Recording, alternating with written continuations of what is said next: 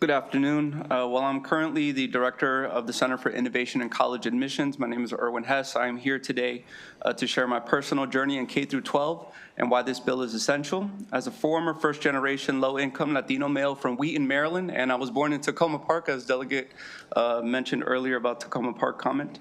My parents always told me to go to college, but never knew how. After all, my mother was an immigrant from El Salvador who cleaned houses, and my father was an immigrant from Peru, and he was a carpenter. In elementary school, I learned English, was an honor roll student, and was destined for a bright future. A few years later, during high school, I had multiple run-ins with the law, which is the irony of the conversation that was happening before.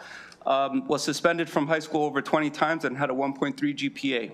I hung out with the wrong crowd, and I was on my way to become another statistic. I can only remember one meeting with my high school counselor during senior year. She told me you can either join the military or work with your dad as a carpenter. She never once told me I could go to my local community college since it was open enrollment as an institution. She never once told me that I qualified for Pell Grants because I was a low-income student and that my college would be covered for tuition. I never knew these things existed. Long story short, I ended up earning 5 degrees, 2 associates, a bachelor's, a master's, and a doctorate from Johns Hopkins. My life would have been completely different if I had only listened to my counselor. Because of this, I worked 10 years in site admissions offices at the University of Maryland, Johns Hopkins, and Georgetown.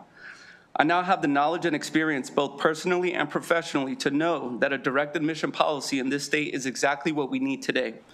In fact, we needed this yesterday because every day that this policy is not signed into law is another day that we hope a 17-year-old is getting the right guidance for their future after high school. Hope is not a strategy. Passing this proactive direct admission bill is. Thank you. Thank you. Ms. Schaefer?